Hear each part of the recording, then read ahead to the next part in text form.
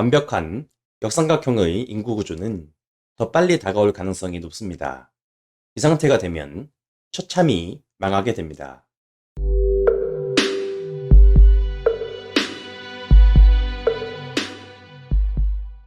안녕하십니까? 미국 주식으로 부자 돼서 조기훈 대학이 주리치TV입니다. 지난 시간에 미국과 한국의 주식 수익률을 비교해보고 한국 주식이 저평가되어 있는 이유를 설명드렸는데요.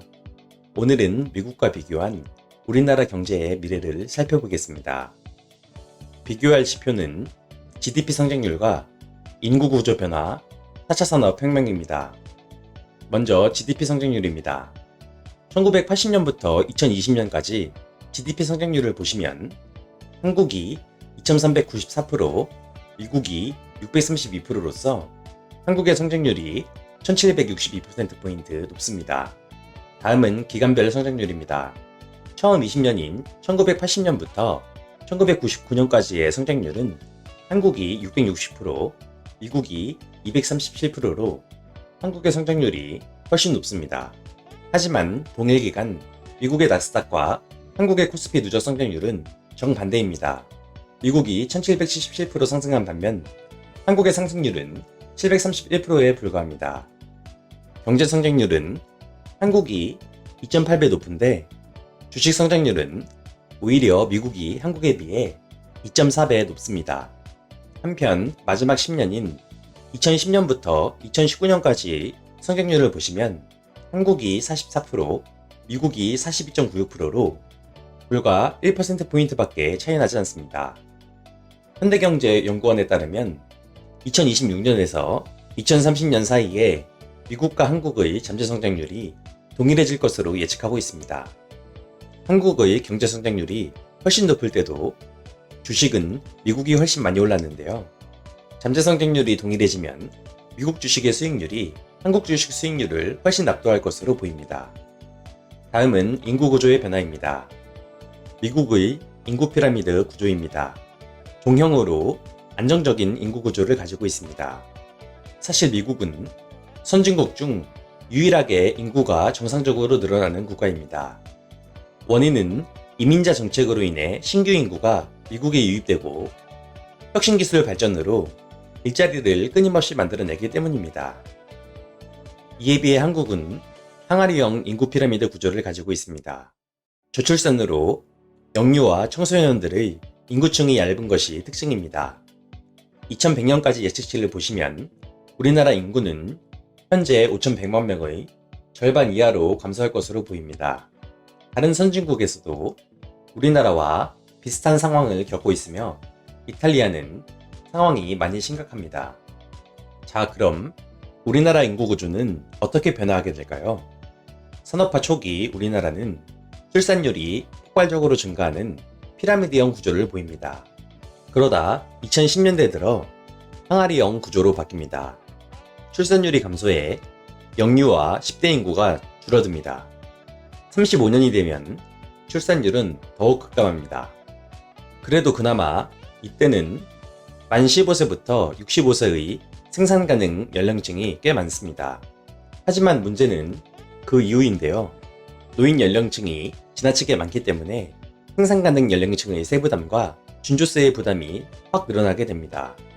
국회 예산정책처의 자료에 따르면 2050년에 세부담이 2.6배 정도 증가합니다. 세부담은 현재의 2.6배, 준조세인 건강보험, 국민연금은 2배로 가정해서 계산했습니다. 현재 실효세율과 준조세율의 증가 배수를 곱하여 2050년 실효세율을 구합니다. 실효세율이란 세액, 소득공제 후 실제 부담하는 세율입니다. 계산해보면 연봉 5천을 버는 직장인이 실제로 내야 하는 세금은 37% 정도입니다. 연봉 8천만 원은 45% 정도이고 연봉 1억 원은 55% 정도의 세금을 납부할 것으로 보입니다.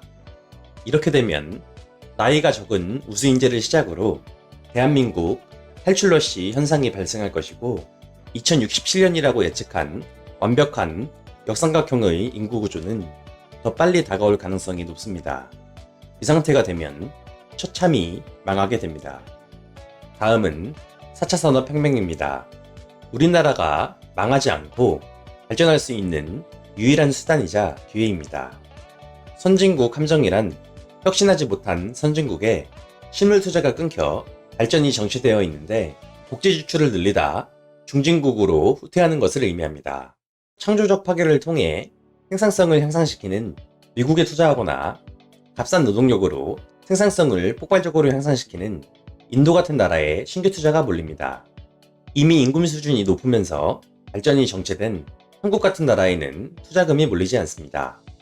결국 우리나라가 선진국 함정에서 빠져나올 수 있는 유일한 방법은 4차 산업혁명에 성공하는 것입니다. 서울대학교 김태유 명예교수의 인터뷰 내용을 보시겠습니다. 4차 산업 여러 분야 중 특정 한 분야에서라도 승자가 되면 전리품 규모가 국가 단위를 넘어설 정도로 어마어마하고 시장에 대한 독점적인 지배체제도 반영구할 것이다. 그는 이 인터뷰에서 4차 산업 분야는 특별한 기간 산업이 없기 때문에 규제를 혁파하고 우수 인력만 있으면 충분히 4차 산업 특정 분야에서 승자가 될 수 있다고 말합니다. 즉, 4차 산업에 성공하기 위해서는 인력 양성과 규제 개혁이 필요하다는 것입니다. 하지만 현실은 녹록지 않습니다. 한경연에서 주요국 4차 산업 인력 경쟁력을 조사해보니 우리나라가 꼴찌입니다.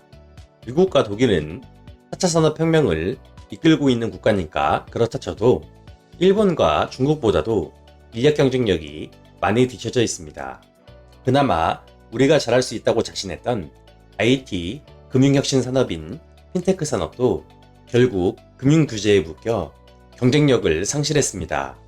2019년 세계 핀테크 100대 기업 중 미국 기업은 15개, 한국은 2개입니다. 차량 공유 서비스 역시도 우버는 한국서 퇴출되었고 영업을 하고 있는 다른 회사들도 각종 규제로 인해 힘든 시간을 보내고 있습니다. 미국 정부도 우버와 갈등이 있었지만 해당 업종을 양성화하고 소비자의 선택권을 존중하여 우버는 미국 내에서 계속 영업하고 있습니다. 결국 우리나라는 4차 산업을 위한 인력 양성과 규제 개혁 모두 미비한 수준이라는 것을 알 수 있습니다. 결론은 장기 투자자라면 한국 주식시장에 투자할 돈으로 미국에 투자하는 것이 훨씬 낫다입니다. 오늘 준비한 내용은 여기까지입니다. 다음 시간에는 더 알찬 내용으로 찾아뵙겠습니다. 내용이 유익했다면 구독과 좋아요 부탁드립니다. 감사합니다.